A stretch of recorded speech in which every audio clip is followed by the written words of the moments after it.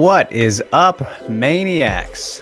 Welcome to WMMAnia. This is episode 48. I am your host, as always, to bring you the latest and greatest in the world of mixed martial arts when it comes to the ladies. I'm your host, Drake Riggs, that is. Forgot to get my name in there. How are we doing? Happy Wednesday. Apologies for the inconvenience. Pushing things back once again. It's been a while, been on track for a bit, but had some things come up yesterday, but we are still here. We are still rocking.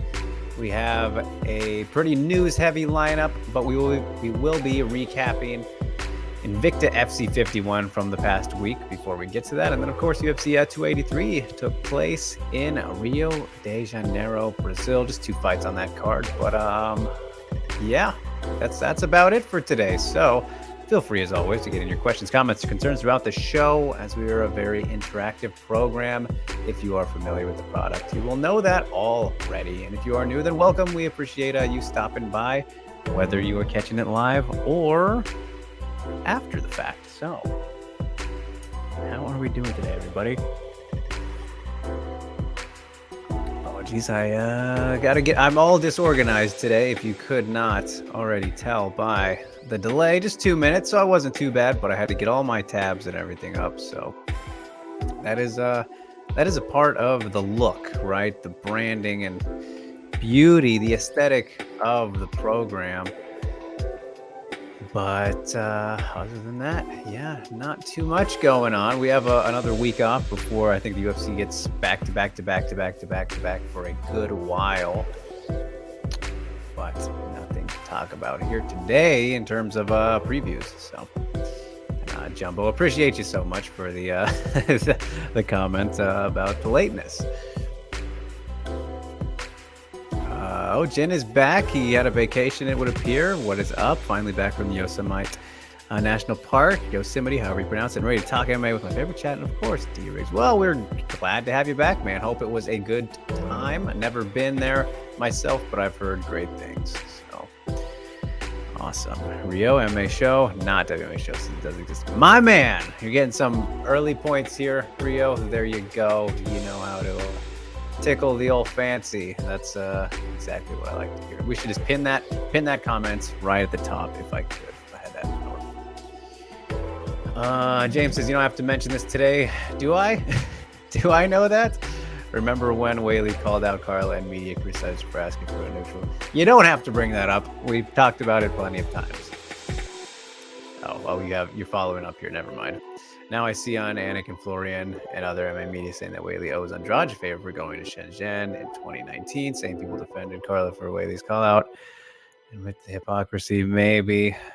Remember, Whaley's the undisputed champion of the world, and you and the media defended Carla for her BS. Whaley hasn't even said anything. People are already siding with Andrade. You guys know why Andrade took the Whaley fight in 2019, right? Because she thought it was an easy win. Why would Whaley pay back the favor? Geez, a whole lot to unpack right out the gate here, James. My goodness.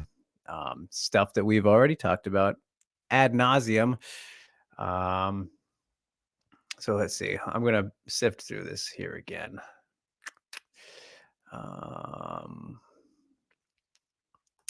I haven't really seen any. I've been pretty unplugged after this this fight week, and kind of during it. This was a very, very interesting weekend for me personally. So let's see. Whaley owes Andrade a favor. I mean, you can understand that line of thinking.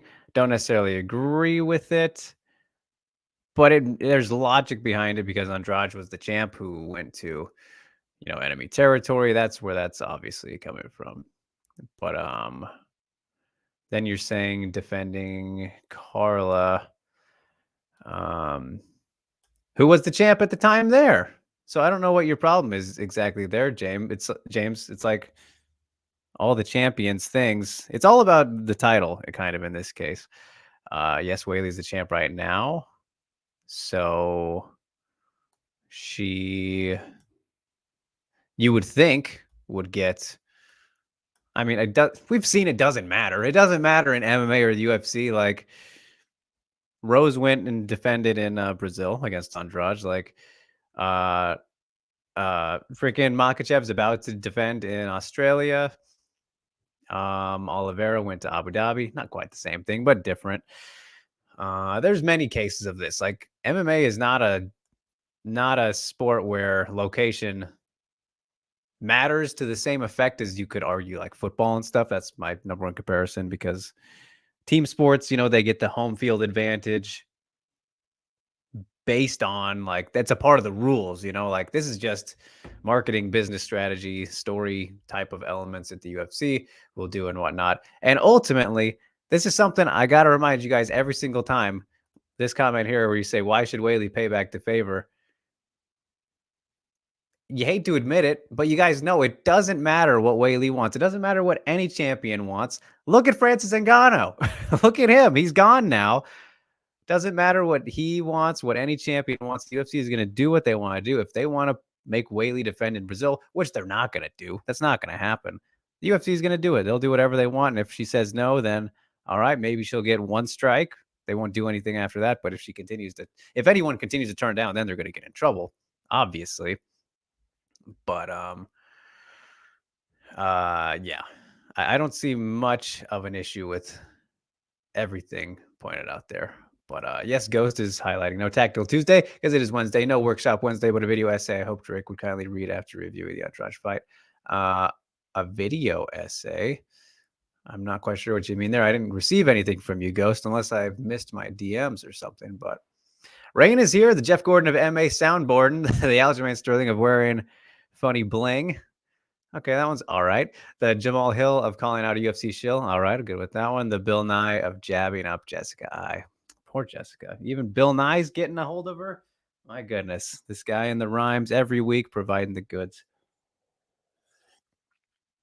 I left my water bottle out in my vehicle, so I have a glass today, which makes me slower because I don't want to spill over my setup here.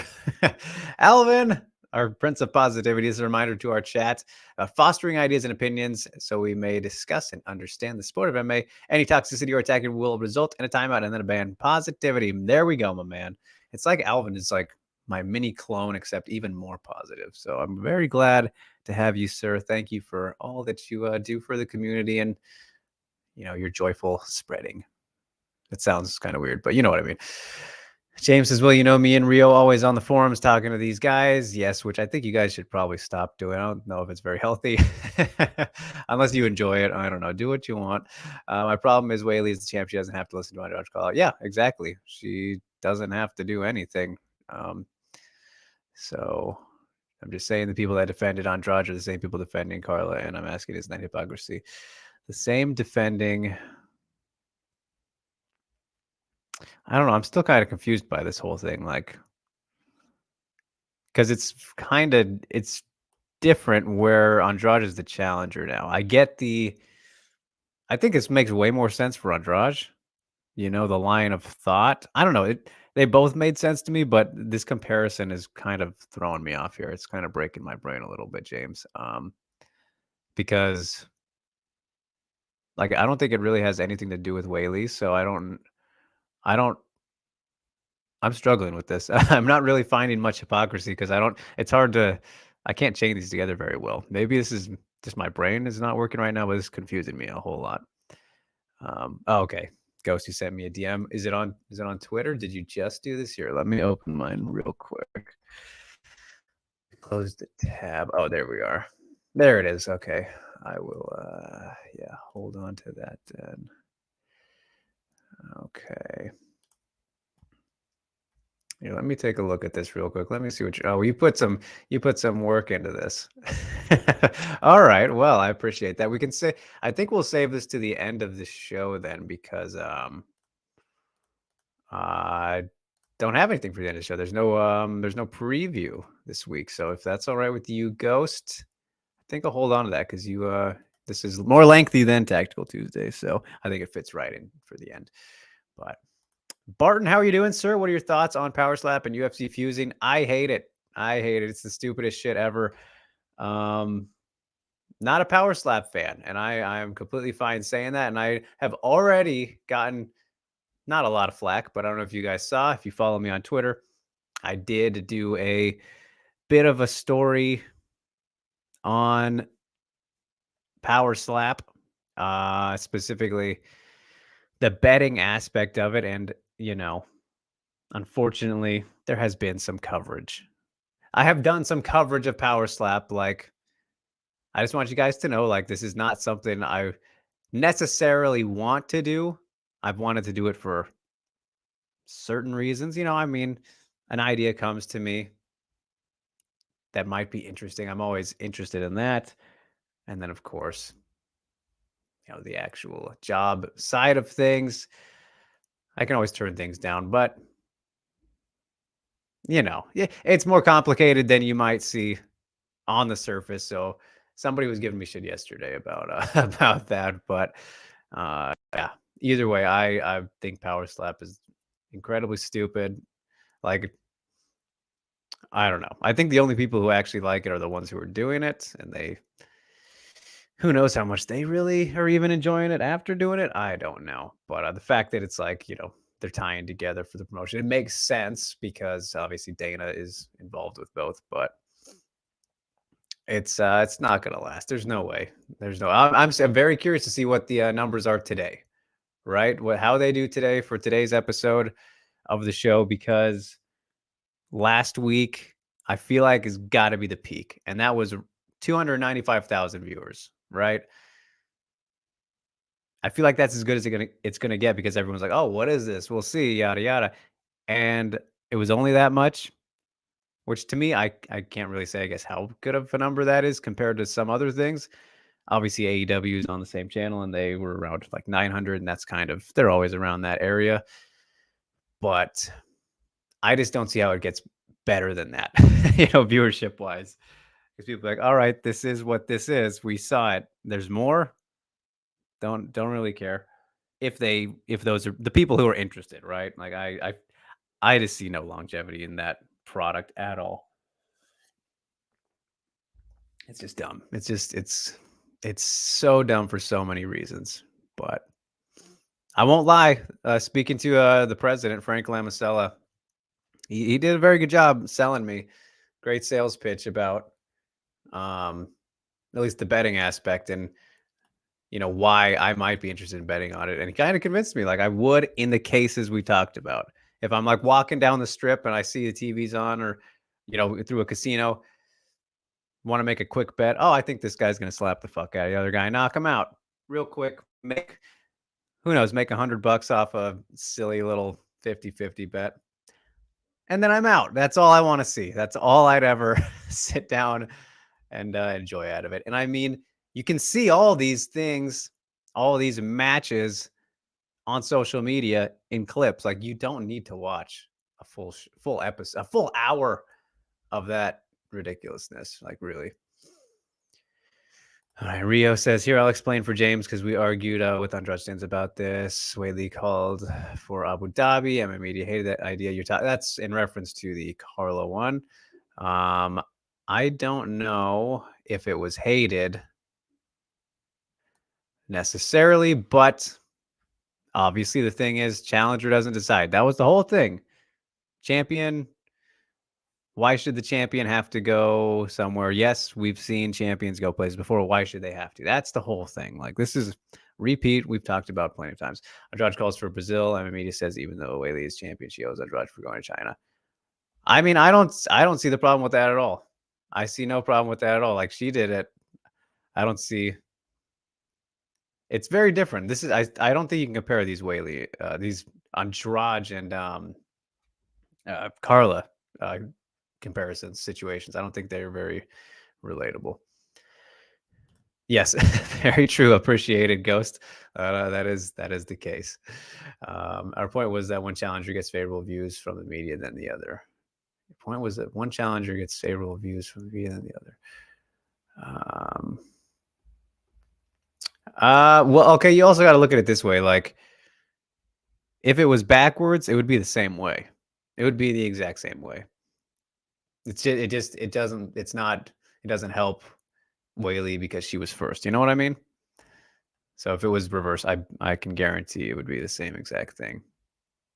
And I mean, that was pretty much the case with Rose and Andrade. I know we do not like this idea, says Barton, but it's very annoying to see UFC main social media.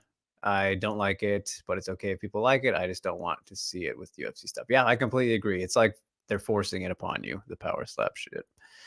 So, Cintro says, I get here, and the first thing we were talking about power slap. Good to see you, Trick. Yeah, I know, not an ideal way to start out the show, but hey, appreciate the question regardless, Spartan.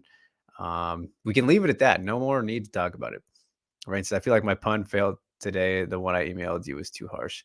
I think those ones were good. I'm blanking on it, Rain, but yeah, they're a little too vulgar for me to read anyways on the show. Rio says, no, Whaley does not need to pay the favor. No, I mean, like I said, she doesn't need to do anything, right? But you got to understand there's logic in that. That's all I'm getting at.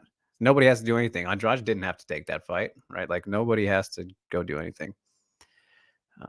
And they get blocked anyways, Rain. That's hilarious. That is, yeah, because I don't even see them.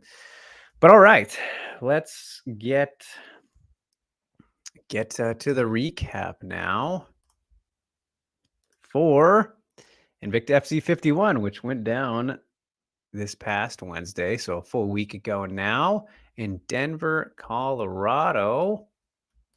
And we got 2 new champions, if you can believe that. One more surprising than the other, I would say. But Talita Bernardo gets the job done over Tanisha Tennant. Unanimous decision. 48-47s across the board, if I'm remembering correctly. Pretty solid showing overall.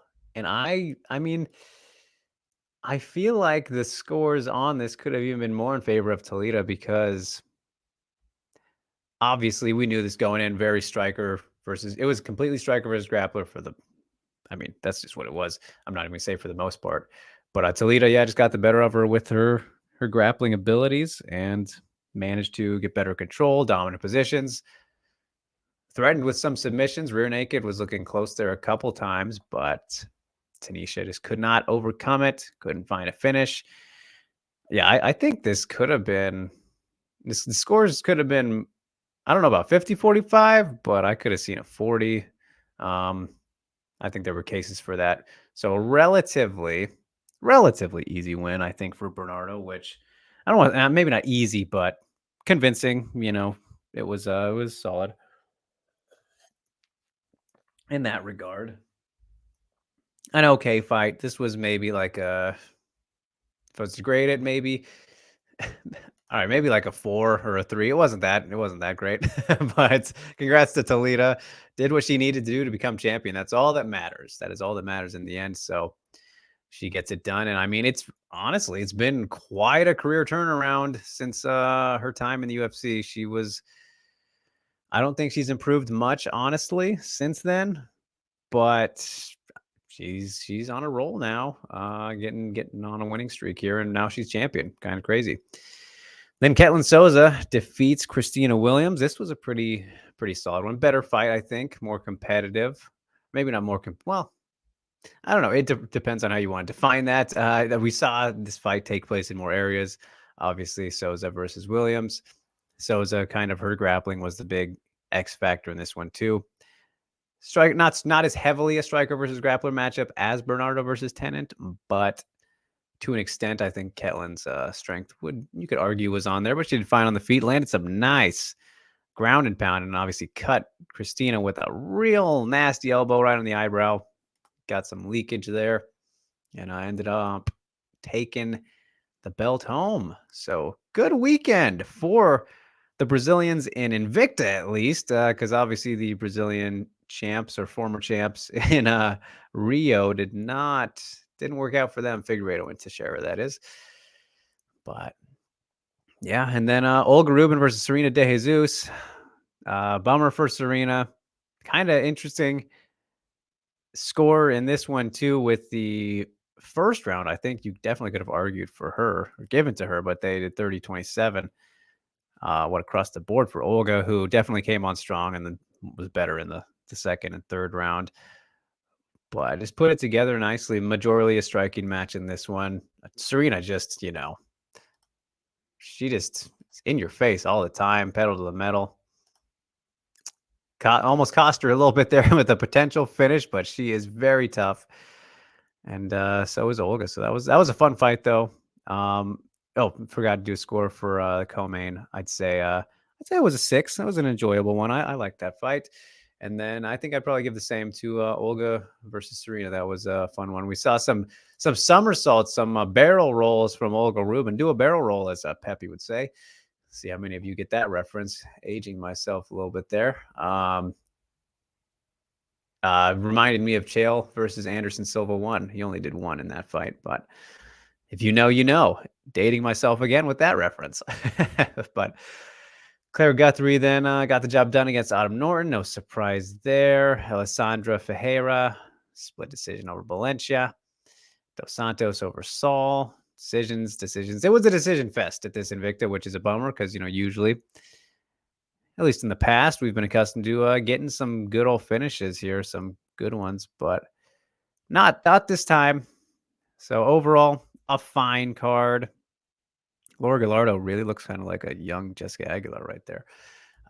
Mexico represent, but yeah, it was a night of action. I don't know how it scored overall. I did miss some of the fights in and out a little bit on that Wednesday. So yeah, how did we feel about it? Who watched? Anybody watch the Invicta?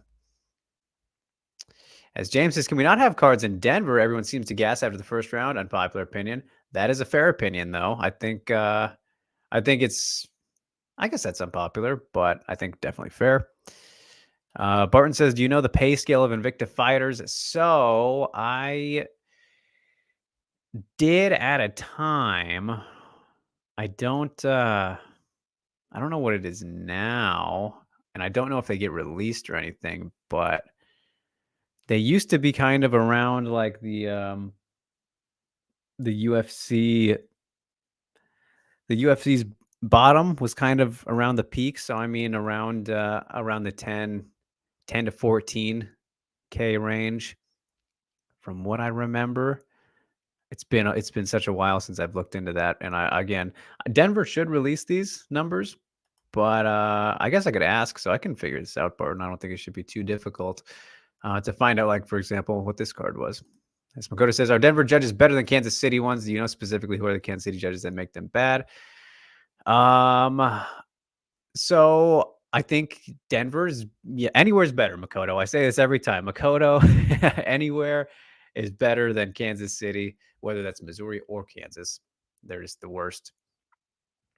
But the Denver judges specifically that have been doing Invicta don't seem like they've been a huge step up. I think maybe a little bit better, but still not great, which I don't understand what the fuck is up with that. And do I know specifically the Kansas City judges that make them bad? I do. I don't have like their names memorized, but if I went and saw them, I definitely could tell you which ones because they're usually kind of the same crop of guys. You know what? Let me just pull it up right now. I'll name drop because it's good to do that. Put some accountability on these people who are affecting lives. So let's see what was the last show. Let's just go to Rodriguez Torquato. I think so. Yes, here we are. Here's a good example. Was it Dave Champion? Is that his name? Kevin Champion, Greg DeVilleboss, and David Sutherland. Yeah, those are the usual suspects there. I'm looking at Invicta 46 right now. So, all right, Kevin Champion, DeVilleboss, Sutherland. Now let's go to Bennett Rodriguez, which actually, let's see. This fight I'm looking at was the one that I thought Torquato won, the rematch. Rodriguez, Torquato 2.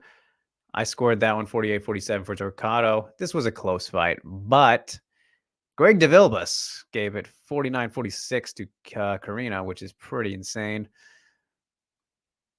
So yeah, he's not great. champion, 48-47, Torquato. Sutherland got it right. With this Torquato scorecard. Let's go Bennett Rodriguez, though, just because the Bennett Rodriguez fights were some interesting ones here. Yeah, so the first Bennett versus Rodriguez fight. Okay, this one was actually Salt Lake. We had the Montanez family, which they're atrocious too. Salt Lake City, my goodness, their track record for Invicta is god awful as well. Which that same night. So yeah, I mean, champion DeVilbiss and Sutherland, those are the usual guys. So generally can put the blame on them. Mary, how are you? So I saw this on my notifications. Will the show ever go back on Monday? Probably not, Mary. I mean, I don't want to say never, but doubtful. I think Tuesday is the optimal day, just considering everything with the schedule at present. I don't know. I mean, if you guys really demand and want want the show back on Mondays, well, we'll see what I can do. But yeah. Alvin says, what a phenomenal event. I'm glad that there are no major injuries. All these fighters train hard and put in time in the gym. So every person who competed should be lauded. There we go. We love to hear it, Alvin. Jamie says, here's an idea that's better than Power Slap. The UFC could have bought these really good Invicta fighters for atom weights that they will ruin anyway.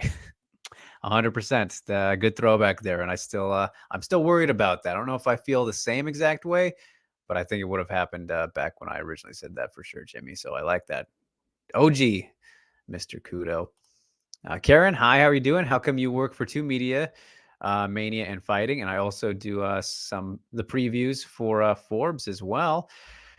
But why Mania and Fighting? So I only do the morning reports for MA Fighting on Tuesdays, Wednesdays, and Fridays. That might be changing soon. We'll see. Might do a full week. Who knows? I'm just throwing it out there. But that's all I do for them. And I can do that because they're both owned by Vox and, SB Nation. So these umbrellas, they're under the same thing. So Fighting wanted me to do those when I came on board for MMA Mania, do the morning reports, that is. And I was like, yeah, of course. I'm not going to say no to working with Fighting. So that is kind of the story there. It just kind of all worked out perfectly when I joined the family initially, and Mania was fine with letting me do that, and everyone was cool with it. So here we are, about a full year later.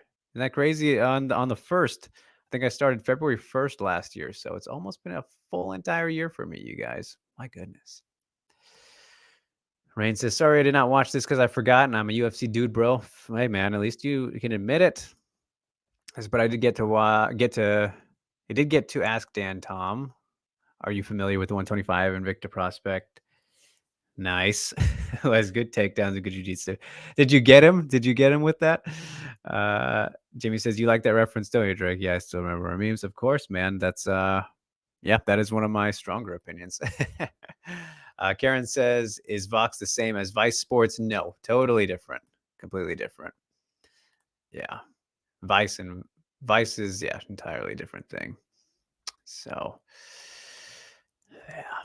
There we go, though. That is Invicta FC 51. And they did announce that Invicta FC 52 is going back to Denver as well. So I'm glad that they're staying out of Kansas City ultimately. But I don't know if Denver's the best home base.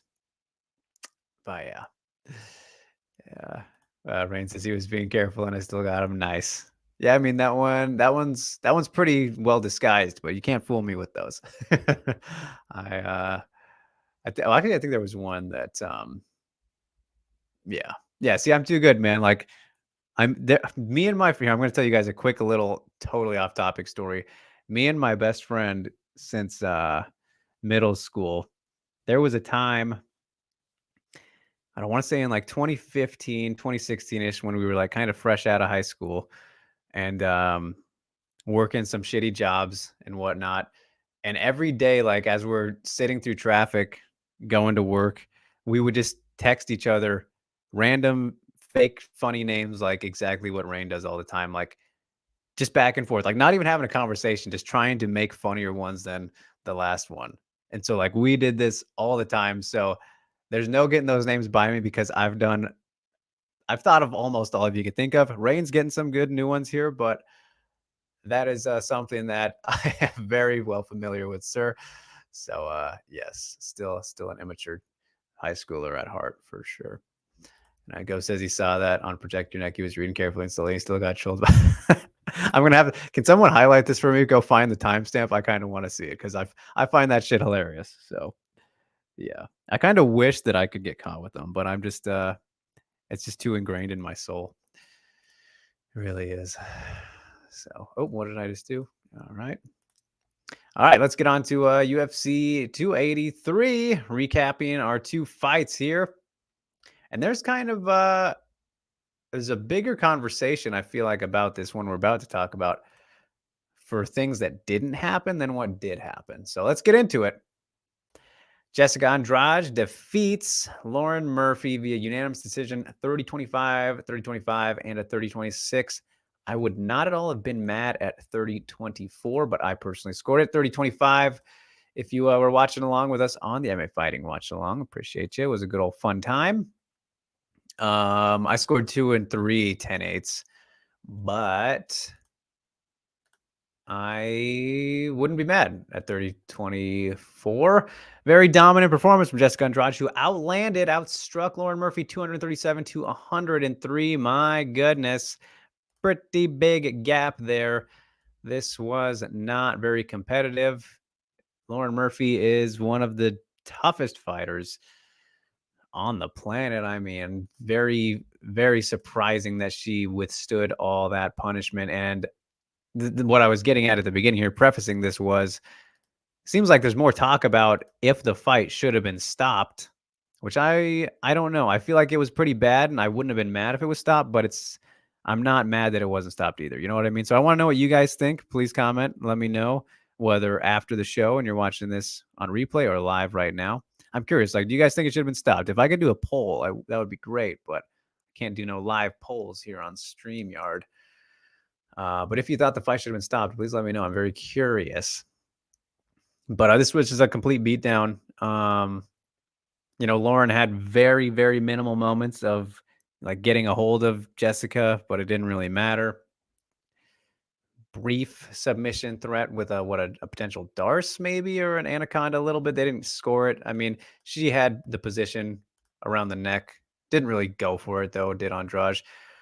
But my biggest highlight from this, at least early on, was like, and I want to know Ghost thoughts on this too, and your guys, because kind of for the most part, at least starting out, round one was the most intriguing to me. Round one is the most intriguing because Jessica Andrade kind of reverted back to her old, just, typical blitz tank, run you over, smash you style, pummel, get in your face, brawl your face off, haymakers. She, as the fight went on, she kind of got more into that, less tactical, you could say. But she started the fight off spamming leg kicks like I'd never seen before and would have never expected from her. In the first minute, she had landed, I don't even know how many, a lot. I would love to see. I wonder if the stats have to be on here, right? 47. Let's see per round. This is great. This is exactly what I wanted. 27 of 29 leg kicks in the first round. Like, yeah, look at it, dips completely. She dropped off those right after that each round. But I don't know how many of those 27 she landed like right away, but it was staggering. Inside, outside, chopped away at Lauren, and she didn't even do a damn thing about it. So that was just like, why don't you keep going to that, Jessica? So she kind of just got, I think she got to the point where she was like, all right, I can do whatever I want to Murphy. It doesn't really matter. But she looked incredible. I was most impressed with the first round because of the fact that she was, approaching the fight the way she did, and with, such a heavy leg kick attack. Like, not necessarily the smartest way to just, it's never smart to just spam something that way, like you're playing a video game, but you just don't expect that from Jessica Andrade, like, because of, what we know about her. So she continues to just be, like, relatively unpredictable with how she's gonna attack you.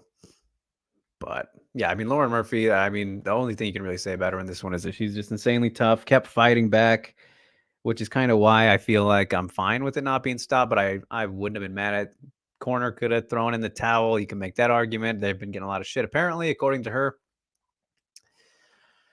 I don't know.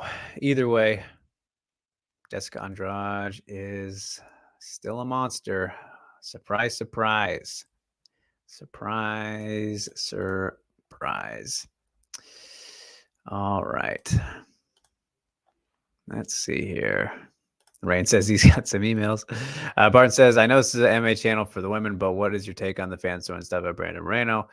Kind of surprising. I'm actually kind of surprised by that, Barton, but I mean, just because like it's Brandon and Figueiredo, like, I don't know. I wouldn't have imagined them to be that upset about that fight.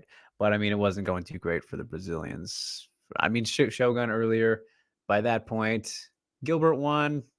I don't know. Yeah, that surprised me a little bit. Like, I know that they're very passionate and whatnot, but that was a shock. Jimmy says, why not do Manon versus Andrade like they originally planned? Very true. You don't get to win at 125 and then call it the champion from the division below. I mean, she did beat one of the top contenders. Like, she's in a very unique spot, Jessica Andrade, right now. Very, very unique spot. But depends on what the UFC wants to do. Like, if they want to give her the title shot or not. I said this on Saturday as well. I think that's probably the fight to make, Jimmy. I agree with you. If they don't give Andrade the title shot against Weili, so, and that's what she wants. So it'll completely depend on that. I bet she'll stay at flyweight unless she gets 115 title shot. That'd be my prediction. And yeah, I think that fight would be fine. Risky business for the UFC and Manon. I don't know if they would, if they want to do that. Like, again, rebook that. But Ghost says, my opinion was a bad take. Didn't need to be stopped. The bigger problem was Murphy kept doing the same strategy, not working. Probably should have stopped when the corner saw the lack of different ideas in the third round, like elbows, because punching her didn't help. Yes, I'm okay with the stoppage since Murphy didn't change her plan, but it wasn't bad. The non-stoppage, that is. Yeah, like, I understand both cases for sure. James says he disagrees. Should have been stopped because Murphy wasn't doing anything. Yeah, see, I mean, like, I get both sides here. I also thought Andrade did not improve in technique. I can say that stuff since I've said all the fan of punch breakdowns. She hasn't really got one, though, has she? I mean, she's been in some, but she hasn't really got one. I don't know. Like, again, that first round, I think we've seen improvements in Andrade. Maybe not massive ones, but she's changed things up over the years. Barton says he thought it should have been stopped. All right, there we go. We're about, what, 50-50-ish here for the most part. Yeah, it's an interesting one. And I think on the poll I did this week, I think more people said it should have been stopped as well. Jimmy says that's what Andrade wants to fight at 115, but like you said, the UFC will go in the Weili versus Andrade too. Yeah, I mean, I think they would. Andrade, obviously, much more popular, former champion compared to Lemos, and beat Lemos. Like, all of it points to, like, why wouldn't they? Like, if Andrade doesn't get it, I think it'll go to Rose, and I really don't want that. And I don't think that makes sense. Like, Andrade still makes more sense to challenge next than Rose does. I mean, like, come on. Let's just not do fighters coming off of losses, fighting for titles. Lemos does make sense now, but I mean, Andrade having to win over her, that makes it so, like, difficult to go against that. Goes his opinion on Andrade will be seen in the video essay, he says. All right, so there we go. That was the flyweight matchup. Ryan says that's cool. I like where they're getting an easy fight against her when she runs face first and loses badly again. All right. We got some early predictions there. Yeah, I don't think she will fight that way in a rematch. We shall see. Maybe we don't. But anyway, we did have another fighter. We had, what do you want to say here? What do you want to call her? Josiane Nunes defeats Zara Farron via unanimous decision, 29-28 all. The Walmart, Jessica Andrade. I mean, I'm sorry. I couldn't help myself with that. I have nothing against Josiane or anything like that, but very strong, good first round for Farron. She looked, I thought, pretty good in this one. Had some great combinations. We're working some knees in there, utilizing her reach and size to really batter Josiane. Let her come on a bit strong at the end of the round, but then after that, rounds 2 and 3, despite the pretty even numbers here, Josiane was doing the better work just kind of everywhere the fight went. And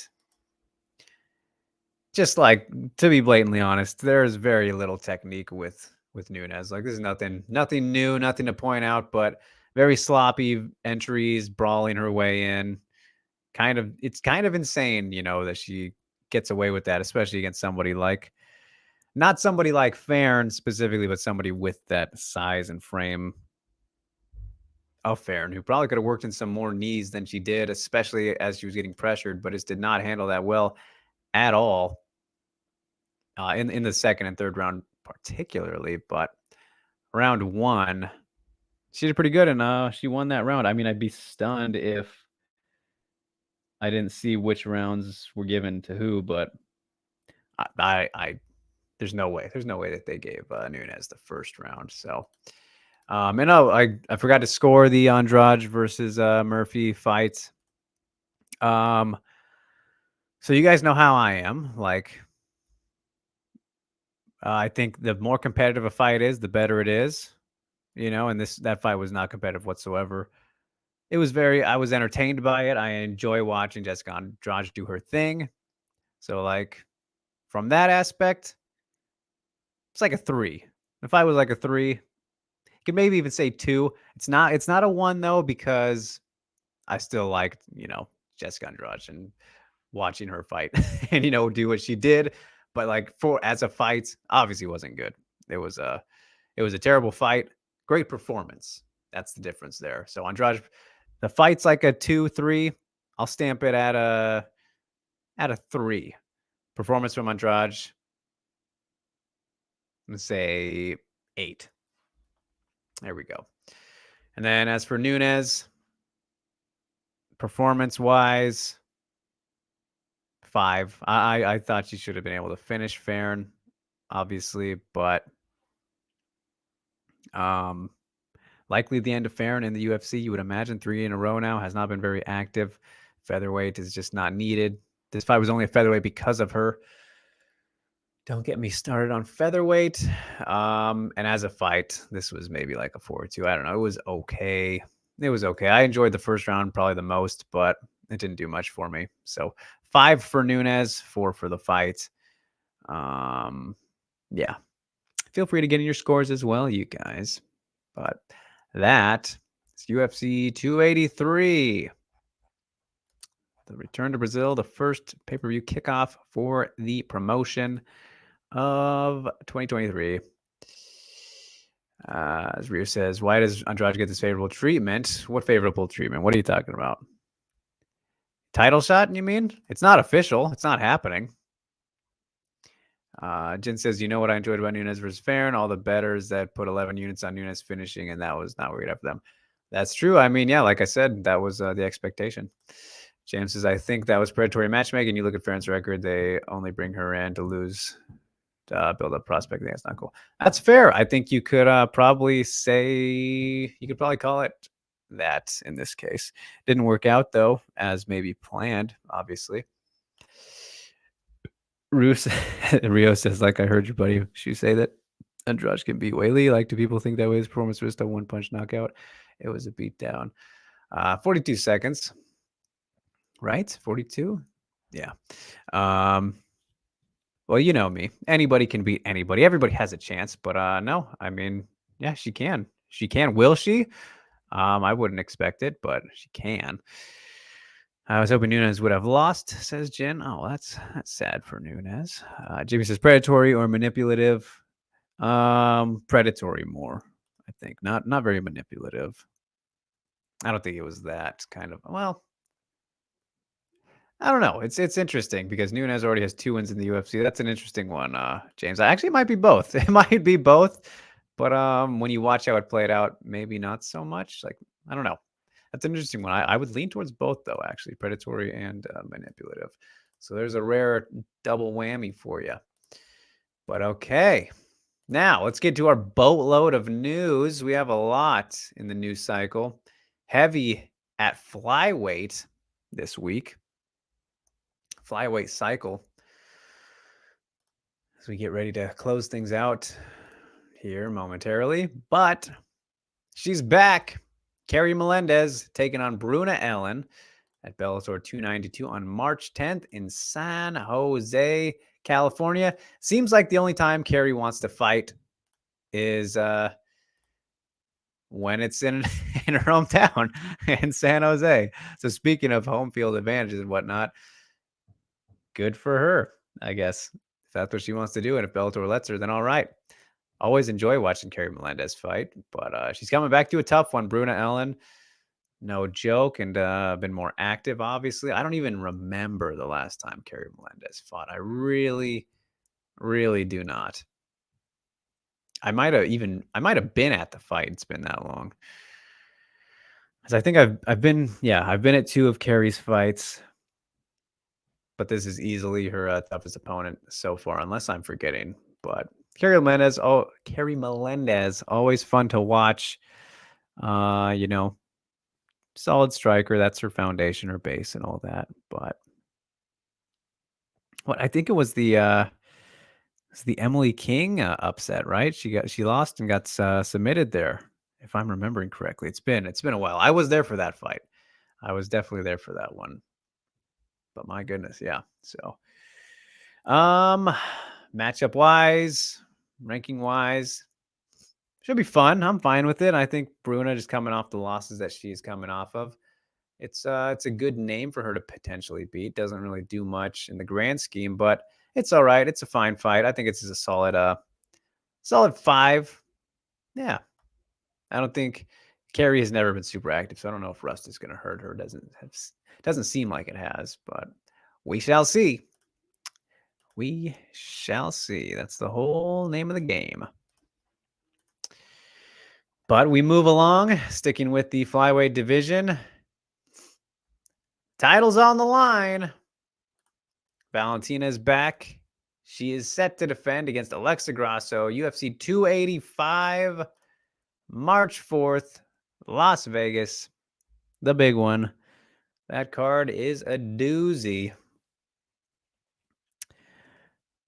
I like this. You guys know, as we've been talking, what was it, the end of the last year with the Furo and Grasso sweepstakes. Who was going to come out on top? Who was going to get the title shot? Well, apparently Furo is dealing with an injury, I believe, as far as I know. And so I think either way, Grasso was kind of, even though she's like not ranked ahead of her, which I agree with, Grasso's not ranked ahead of Furo.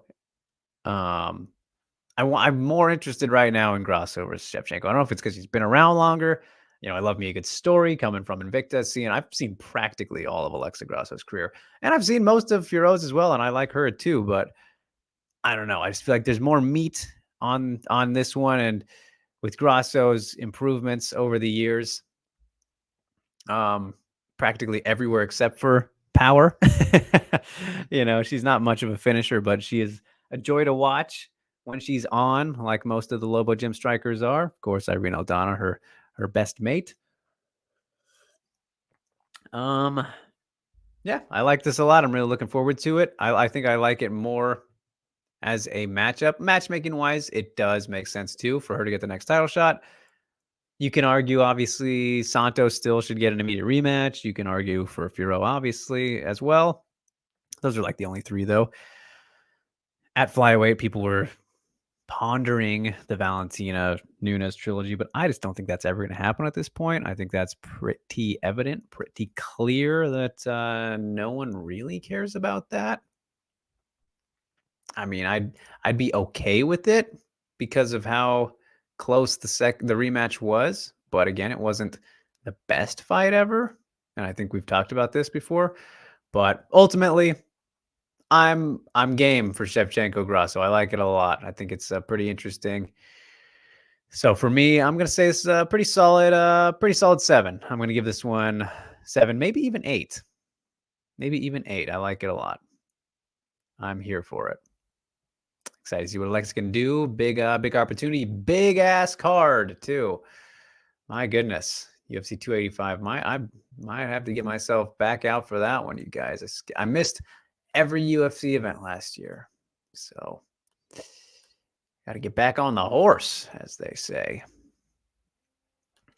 And it looks like, oh, we had a freeze there. I froze for a sec. What is going on? I'm getting some notifications. Computer, stop. All right, moving along. Still with flyweight. PFL announces the Challenger Series matchups. So let's take a look at these. Where are we? Here they are. Got some interesting names here. Some pretty interesting matchups, actually. Look at this, though. PFL with flyweight getting involved. I love it. I love it. PFL having real divisions. We need more of that. You know, like everything that they have right now is all good and dandy until you get to the women's lightweight division, which we know is not a division. So it feels like a bit of a fucking joke. You know, it has felt like a bit of a joke, especially with Kayla dominating everybody. Now that's obviously changed with Pacheco, even though those are still two the clear top dogs. Even though Harrison is now not going to be a part of the tournaments anymore, makes it more competitive. They might just get rid of 155 altogether. But then we bring in actual flyweights. That's good. That's great. You'd love to see a Dakota Ditcheva, obviously kind of their golden girl for that one. But in the Challenger Series for the flyweights, so what all winners will get in to the actual season.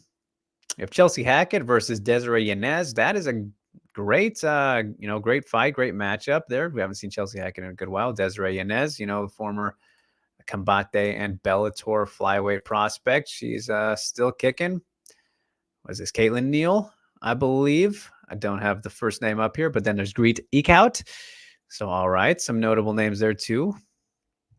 Obviously, Shanna Young, who was in the UFC recently, Invicta veteran against Lovato. Not familiar with her. And then Helen Peralta, of course, another notable name as well. And then not sure about Malden. No picture for her. You think that they would at least get that sorted out. But hand out all these millions of dollars, but you can't get the picture. Come on, PFL. What are we doing? You remember this one, Jimmy James? Which was it? Jimmy threw the throwback at me. What was Steve's biggest gripe? His biggest pet peeve when we'd go through the UFC previews was fighters not having pictures. Drove him insane. So shout out to Steve.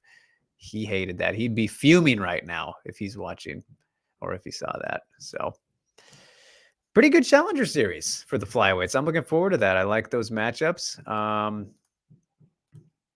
don't know if I could actually kind of I'd group it all. I'm going to group them all together here. I'll rate it and the names and everything in there. I think it's that's good. It's a solid 7 for them. I'm not mad at it. Of course, like PFL isn't recruiting top fighters. These are not top flyweights, right? They're not doing that. These are prospects and, some gatekeeper type fighters, but that's just, they're building still. So I'm not going to give them too much flack for that. And they have this opportunity at $1 million. That's crazy. That's great. So I think good job. Good start. A solid start. We'll see how the actual division shakes out and kicks off here in April for the flyweights in PFL. But I love the opportunity. I love the opportunity being given. And you know who we might see in that mix now. I hope not, just because like why risk it? Like we'll see. But my stuff is freezing again. Am I there? Am I still here, you guys? What is going on? Okay. Sorry about that. Having some kind of issue. Sajara Eubanks released from the UFC though. So that was my segue there was Sajara Eubanks cannot be signed to flyweight in PFL. Too much of a liability, too much of a risk. You can't do that. But this is no surprise. You know, after missing weight again, canceling the fight with Cachoeira, not this past weekend, but the weekend before that.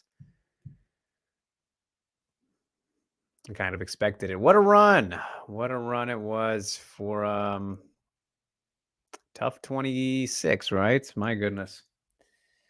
My goodness. Meanwhile, both of the Tough 20 finalists are still around. I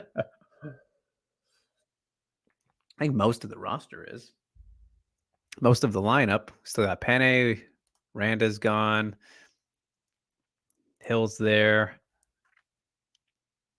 Tisha still around. Felice is retired. Lisa Ellis is gone. Emily Kagan's gone.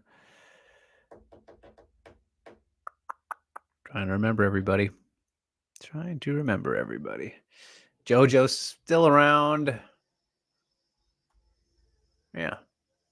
Justine Kish is in Bellator now. Yeah. There's my memory of Tough 20.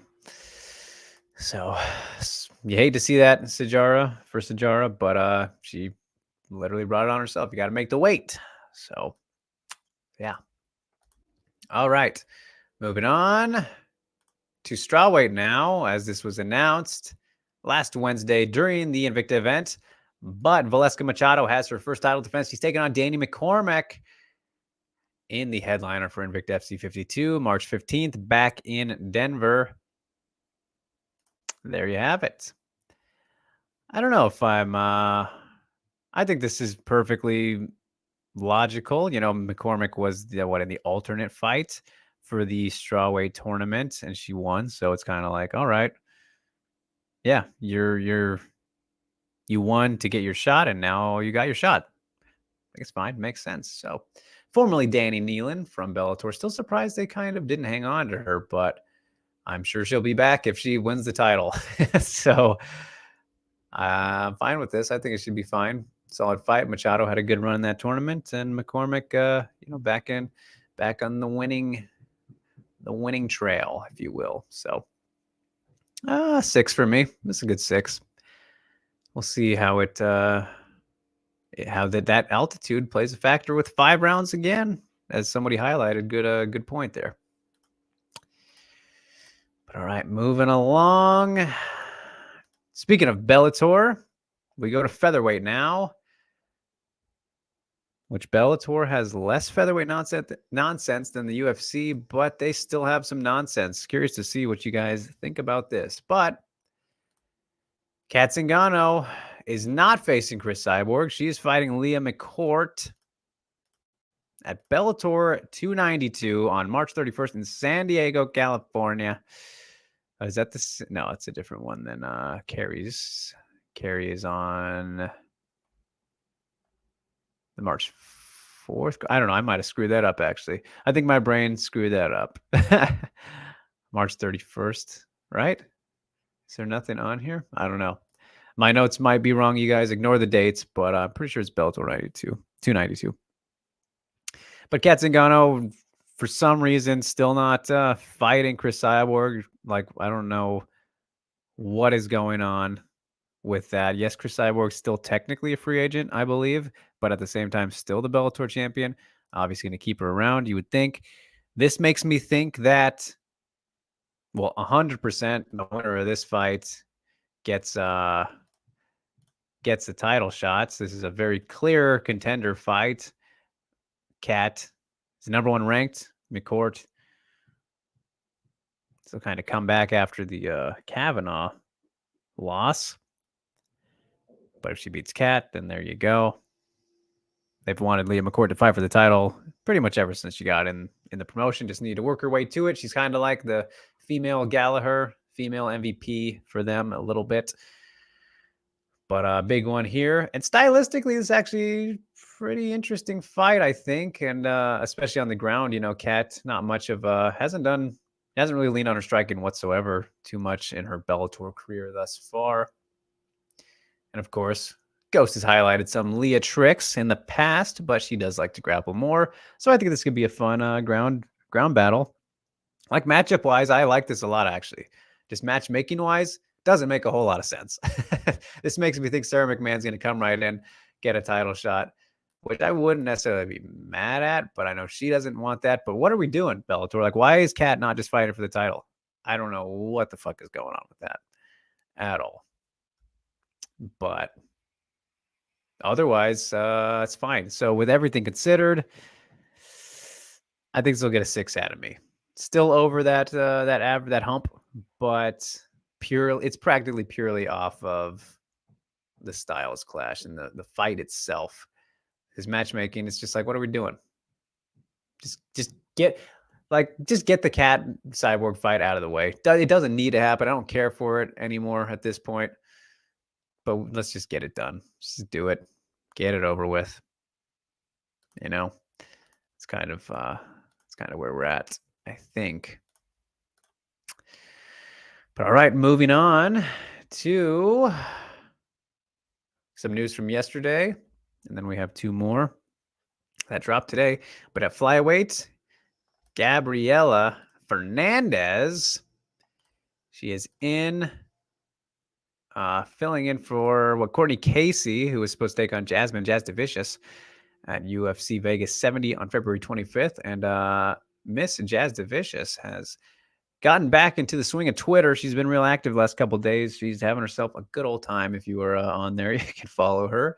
She's having a blast. But of course, we'll remember Jasmine looking to rebound off of the very tough Natalia Silva loss, which you guys know me love. Natty Silva, one of my absolute favorites right now. I adore her. But Fernandez coming in, debut, short-ish, right? She still has a full month, literally. It's the 25th today. 25th, she'll be fighting. Don't really know much about her. I mean, I might have seen her fight before, and her name's just not ringing a bell, but I can't say at this exact moment. So with that in mind, I think automatically we have to default to I was going to say 5, but I'm going to say 4, actually. I'm going to give the match a 4 just because I'm less intrigued by, Casey not being in there, a veteran against someone like Jasmine, who is in the spot she is as well, and trying to rebound after a real tough loss and all that. So, yeah, I'm mostly obviously curious to see how she does and comes back, but that's what we got there. So, all right, now we're going to close things out on the news cycle with these two fights from today, and I don't have tickers for them at the bottom because I was scrambled a little bit slightly late here to get things all organized, but I do have the tabs. So just today, it was announced that Jocelyn Edwards will fight Lucy Pudilova at, the UFC Fight Night on April 15th. No location just yet. Here, looks like my brightness is down for some reason. And it was very strange. Yeah, Edwards versus Pudilova. Bantamweight fight. Pudilova also obviously did great in her return against Wu Yanan. Sad fight for all the Wu Yanan stands out there, and I know they're out there. Mulan, but I'd like this one. I think it's a good matchup. It has potential to be pretty crazy. That comment right there, I don't know if that's it's kind of funny, not very nice, but oh man. Yeah, Edwards versus Pudilova. I like it. I think it's fine. What Jocelyn is trying to rebound. Has she fought since the Jessie Jess loss? Am I blanking? No, she had the Ramona one. That was after, right? Getting my timeline all out of whack, but she had the Ramona win at featherweight. It's really working the leg kicks in that fight, if I'm remembering correctly. And Pudilova showed off a very new and improved ground game. So that's obviously been the weakness of Edwards in the past. So we'll see. She looks to employ that same strategy. Probably a good idea. But I like it. There's really no... These are two fighters who are still trying to climb up and back into, I think for the first time probably, the bantamweight top 15. And they're both very aggressive more often than not. But to see how Pudilova can kind of carry over the momentum of her last win, I'm very curious about. So I like this one. I think it's pretty perfectly fine. I'm going to give it a 7, actually. I think it should turn out to be a pretty fun fight, which we'll obviously get into more when it is time for that in April, wherever it may be. But yeah, I think it's totally fine. Totally fine. And a little bit better, right? Because a 7's a pretty good score. That's like perfectly... 7 is like perfectly good, right? And then after that is great. 5 is okay. 3 is bad. 1 is obviously awful. And 10 is best. As good as it gets. Perfect. 10 is perfect. Perfect 10. All right. And then our last fight, we mentioned her earlier. Not specifically, but Priscilla Cachoeira has a new opponent, a new fight rebooked, as she is taking on Karine Silva at the UFC Fight Night on April 22nd. So both booked week after week, these fights that we're just talking about right here, with no locations yet. But you know me, I'm not even going to say it anymore, you guys, anything about Priscilla Cachoeira fights, because I feel the same about all of them. And I think Karine Silva, from what we saw in her last performance, let me pull it up to remind myself, because Karine Silva, a Invicta vet, wonderful afro at a time, doesn't quite have it anymore, but she used to have a beautiful afro. Contender Series, that's right. Did she not fight an Invicta? No. That's right. She had the Darce over Botelho. Yeah. No, Karine Silva, she oh boy, that was close. I almost just closed the whole thing. I almost just closed all my my whole browser, but we're good. Thank you for the ask there, Edge. But yeah, the Botelho win. She had the Quihui Yan choke. Bunch of submissions. She's on a submission roll right now. Like Karine Silva. Yeah, she looked really good in that one. And that's why this is perfect. You guys know, we'll get to it when we preview, but this is the best. This is a great fight for Karine Silva. We'll leave it at that. We will leave it at that. And I'm looking forward to it because I like what I've seen out of her so far. You know, good flyweight prospect, and this can get her. It's gonna be a bit of a quick jump for her just because of the streak that Cachoeira is on potentially. So I like it. I like it from that regard. Cachoeira fights, they frustrate me in all aspects for reasons. Again, we'll get into it when it's time, but that time is not now. So I'm going to give this a 6, and that's purely based off of Silva interest. So there we have it, you guys. That is your news cycle. I see all the comments there. I will check them out here in a sec. You guys know I like to blast through the news, especially on a show like this, in a day like this more specifically. But yeah, there was a lot. There was a lot to take in there. So, all right.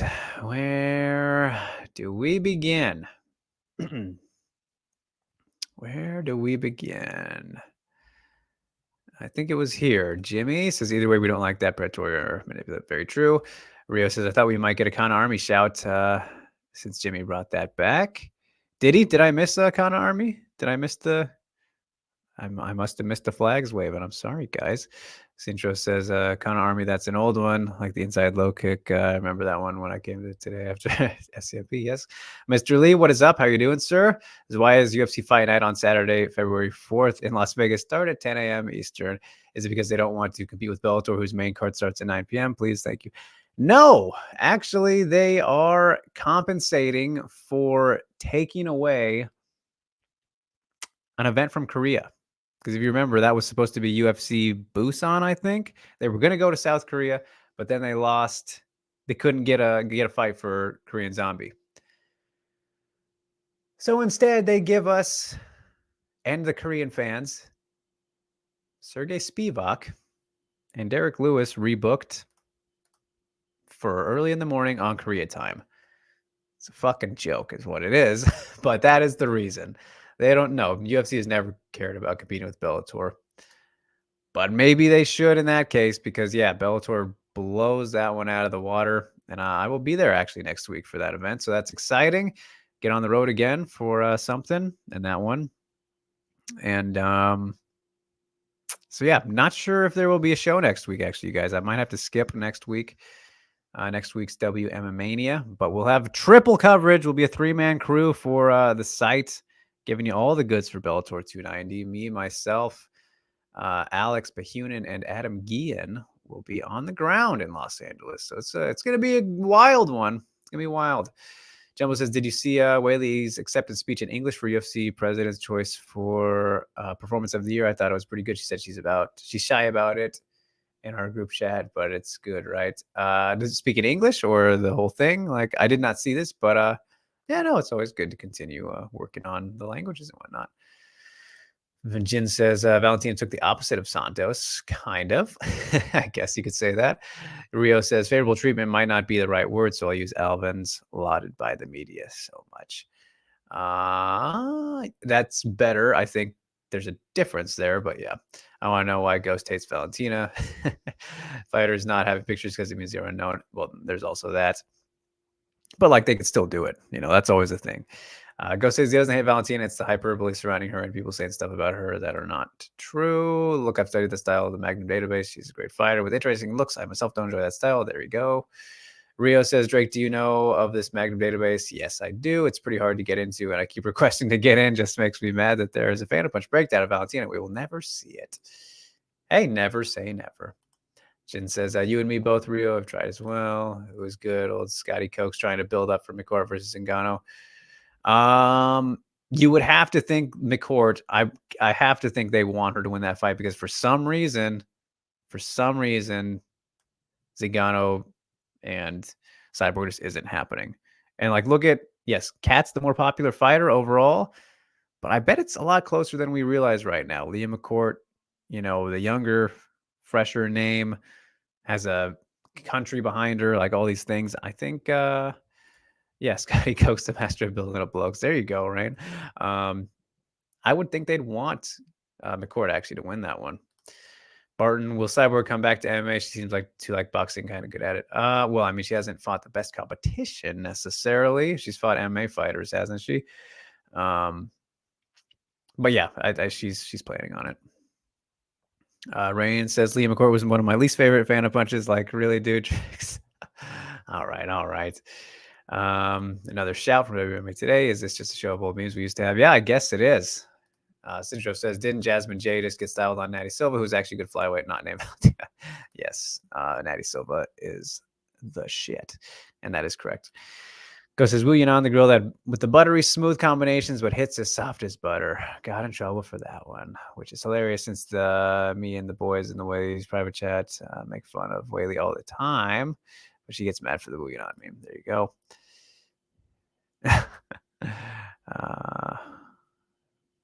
Both to Jimmy.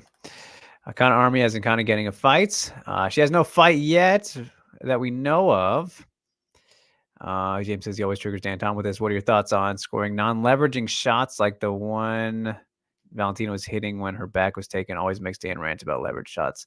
It's a very unique thing. I think we talked about this a couple weeks ago. It's a weird thing. Yeah, I think somebody asked about that. I don't exactly want to repeat the whole thing because I kind of went in pretty good depth about it. But long story short, I don't know. It's weird. It's very situational. I'll leave it at that. If it's the only thing happening, yeah, I don't know. It's a time thing. It's an accumulation thing. Yeah, that's the short of it. speaking English part, I think it's good when she speaks it for Western audiences. Yeah, completely agree. For sure. But all right, let's close out the show now with this video essay thingy that we got from our man, Mr. Ghost Phantom, as he's making a case. I'm hoping he's not making a case in one direction. Completely unbiased, I'm sure, Ghost. Right? Oh, you said sloppy look. I'm pretty sure though somebody asked about those too, those kind of shots from that position. I swear, unless I'm thought about it myself, I don't know. But either way, let's get to it. Let's get to this breakdown of surely not biased at all video essay from Ghost asking the question, or Andrade Whaley 2, competitive rematch or a longer clinic? Well, there's only one way to find out. So here we are with it. With a copyright disclaimer, of course, under the Section 107 of the Copyright Act, you know the drill. Important notice, is an opinion, not fact. All right, so he's getting it out of the way with the bias. As all of the, as with all opinions of, all the opinions presented will be provided with evidence to back up the claims. Okay, all right. Well, Ghost, I'm gonna say this before we watch. Maybe you did it in this, but if you could, I would love to see one in the other direction, because I know you're probably going very Whaley favorited here, but provide both sides, you know, so that we can, people, so you don't want to sway people, right? That's why I say unbiased. It's good to give all the evidence and supporting reasons for both sides and let people decide. Like Dan Tom, for example, and his previews and his predictions. That's what he does. Breaks it down incredibly. He's phenomenal with his written pieces on MMA Junkie. Shout out to him. And I go to those when whenever I need some help. Sometimes I'm very curious to know what he thinks, because he's a very smart guy, smarter than me, and provides all sides. So maybe you did that here, but I'm just saying. Jessica Andrade, since getting knocked out by Whaley in 2019, has beaten 4 out of 7 opponents and has garnered the respect of the media and has convinced them that a rematch with Zhang will yield a competitive result. Agreed. However, when you cut away all the obsessive fandom for Andrade and the hyperbole that accompanies seemingly any dominant female in sport, Andrade is exceptional for her crude but relentless pressure and ability to take seemingly anyone's best shots without flinching. I'm not liking where this is going. I'm really not. But we'll roll with it. I am Ghost. I'm here to tell you that I am not convinced that Jessica Andrade has improved technically and generally to make the rematch with Zhang competitive since their last meeting, but that's just an opinion. Let's look at the evidence to back up my claims. All right, okay. And you got to remember this too, Ghost. Like, I talk to these people. You know, like, I would love to talk to Whaley much more than I do, but I have much easier access to Jessica Andrade. And, you know, I'm sure she's not going to see this, but if she did, or her management or whatever, I'm going to let you guys know. And as you can see, that I'm trying to get all sides here. I am. Andrade's entries are always the same. Put her chin up in the air, attack in line, then swing wildly. Parries and leans back, something that does not synergize with her style of pressuring, since her whole game is to get in people's faces. And this is against Cynthia Calvillo, as you can see here. Smart fighter will feint. So there, he's not calling her a smart fighter. Smart fighter will feint a strike upstairs to get her leaning, then high kick off it, or feint a strike and same side elbow. And her only entry is to attack with her chin up in the air.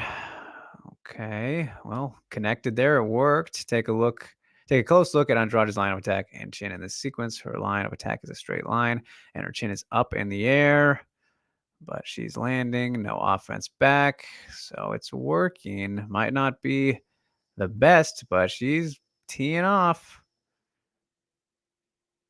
And yes, it is Cynthia Calvillo as well, who been a bit strugglesville recently and is dropping back strawweight.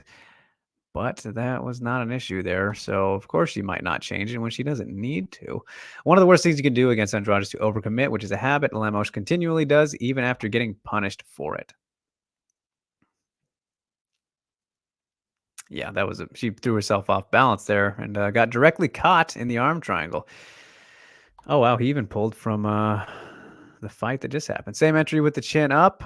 She's getting hit like right as that happens. She gets caught with a squared hook, right? But it doesn't matter since Murphy cannot generate power. Well, definitely not from stance backing up that way. Again, pay attention to Andrade's chin in line of attack. It does not change. This is true. Looking at the entries are important because when Andrade fought Whaley, she used the exact same entry twice and got punished for it. I know exactly where this clip is going. I mean, I've seen this fight I don't know how many times. It's not very long. Oh man, stupid ref's head's in the way, but beautiful elbow. Whaley frames and hits Andrade with the right elbow. Not many people do that kind of thing. Something anyone fighting Andrade should be preparing since elbows are more powerful than punches and has a chance of cutting Andrade in a long fight. That's a debate to be had there, Ghost. I don't know about that. Elbows being more powerful than punches, maybe depending on if they land that clean like that. But of course, people are going to argue. So I just had to point that out. And yes, of course, cutting. They're much better for cutting, though, for sure. But that was definitely a heavy elbow right there. And then went for kind of another one a little bit. Yeah, that was just an awful approach from Andrade. We can all agree on that. Andrade throws a leaping left hook, but Whaley's distance is just right for it to miss. Andrade enters again with her chin up in the air in a line. This time Whaley punishes her with a right hook. Whaley hurts. Andrade going backwards. Yes, this did happen. Contrary to popular belief, Zhang Weili's knockout of Andrade was not Zhang bull rushing Andrade. Did people say that? I have never heard that. The knockout was a result of Andrade's entry running face first into one of Zhang's best weapons. Like, it's very clear. Like, Andrade completely rushed her and paid for it in that fight. The retreating right hand and going into clinch where Whaley's strength and power truly shine with knees and elbows. Very true. Yeah, no, that was...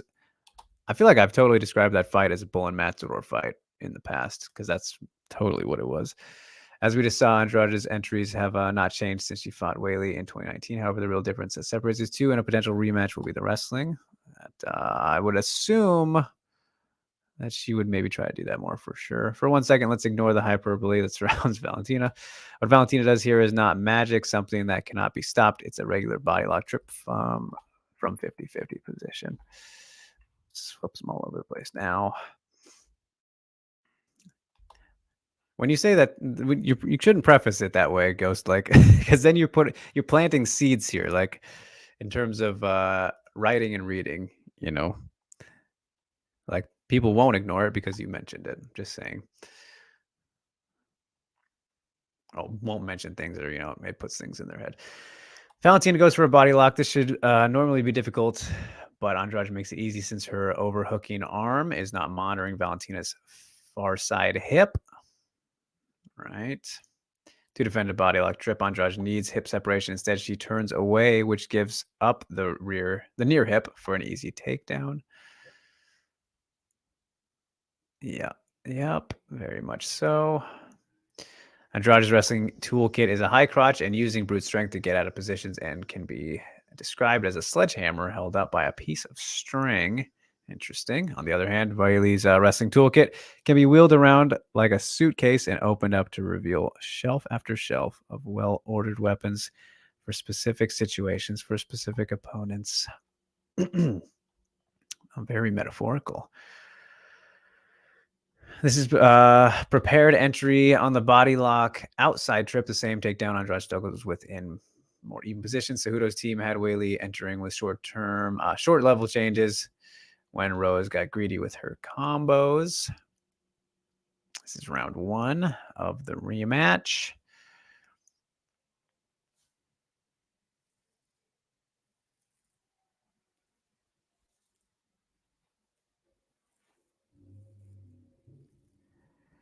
This is another prepped tactic from Fight Ready. From Film Study, they knew Rose likes the guillotine from the far side.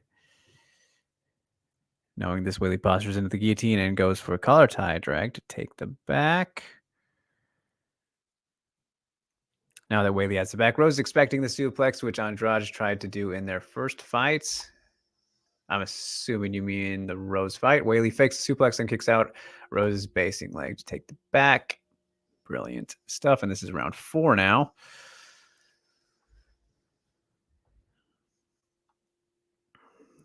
Rose does a switch 45, which is a switch stance by moving the lead foot outside and the rear foot toward the opponent.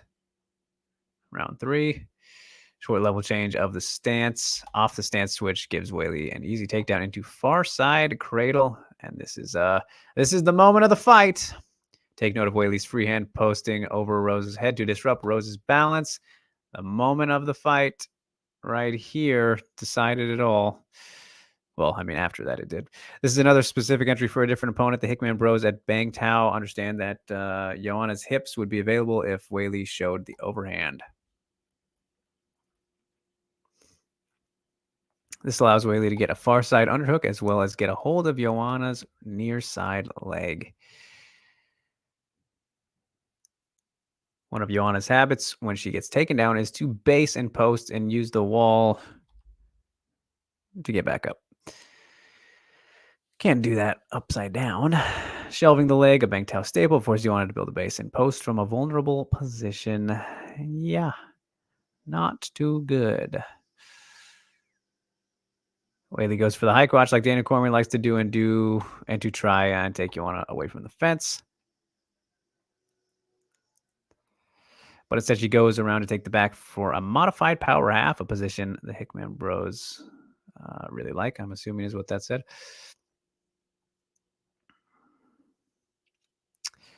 From film study, the Hickman Bros knew that Joanna likes to hand fight, so Weili willingly gives up her free hand to advance position.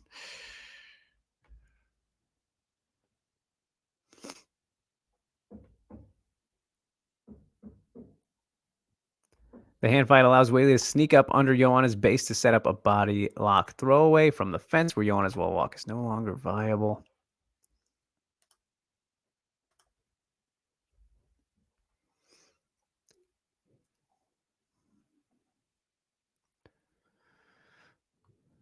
I thought I was missing something there. The reason Weili went for the crucifix was due to Josh Ingrid's film study of Carlos Esparza.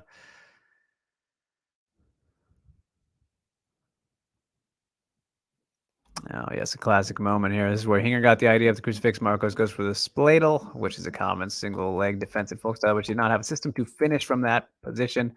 Landed some good shots, though.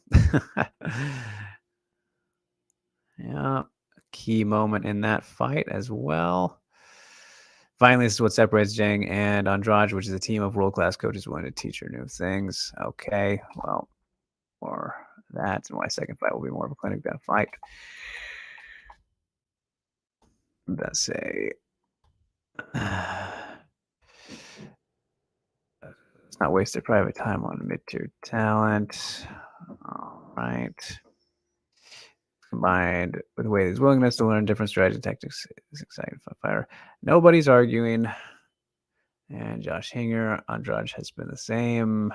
The same coaches, and this is why there's no evolutionary entries, wrestling, or game planning. Okay. Weili's next contender is not important, whether it's Rose. Okay. All right. Whatever your opinion is coming out of this, one thing is for certain, grit does not overcome craft. Fair enough. Just because strawweights think they train hard and really want to win the belt does not make them equal in skill. The fight with the best disciplined team and game plan will always overcome motivation. Most likely. Most likely. All right. There we have it. I don't know. I don't know what you call that. I guess if it's just a video essay. Just a video essay, but perfectly timed. We are right over time. And yes, a Randa cameo. Always appreciate the Randa love. Of course. As Rio says, sorry, too much words.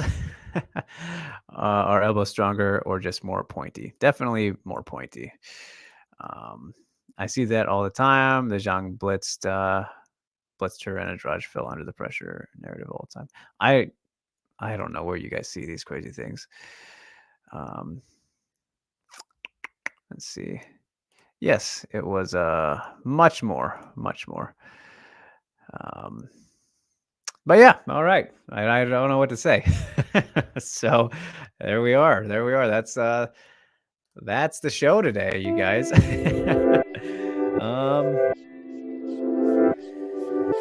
WMMAnia 48. We're approaching 50 here, early into the new year.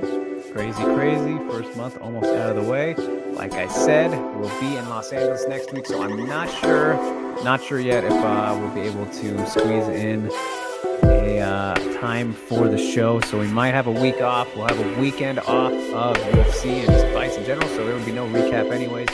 Obviously, plenty to preview. I think probably would just be actually Bellator 290. I don't think there's any women's fights on the Vegas card. There might be, but I'm blanking right now. Don't have it up, obviously. We'll see. So, I mean, it would be, if there's any time to skip, it would be that one. No offense to Diana Efsaragova's fight with Alejandra Lara, which is a good one. Looking forward to, but that's it, and that's it. So, with that in mind, you guys, shameless plugs. I think it's all caught up. Broad Horizon, episode 23 coming to you soon. Next Monday is the plan for release. We got everybody done, so you can look forward to an episode with John Dodson, Naoki Inoue, and Yuki Mitoya, all the big winners from Rising 40. Fun episode as always. And might get something working while we're in LA too, because maybe some people will be there. Wait and see. But that about does it, you guys. Don't forget, visit WMMAnia.com for all your MMA needs, and don't forget to like, share, and subscribe. Follow along, hit the notification bell if you don't want to miss a gosh darn thing. Follow me at @Rigs_, Twitter and Instagram. Mr. Lee says, G on Kim, right. Sorry to Kim. Okay. Very well put. So, we'll see. Either way, stay tuned potentially for, if no show, there will at least be a ton of coverage coming your way. WMMAnia for Bellator 290, the big fatal retirement, all that good stuff. So, all right, you guys. Thanks so much as always. And I'll see you when I see you. Take care.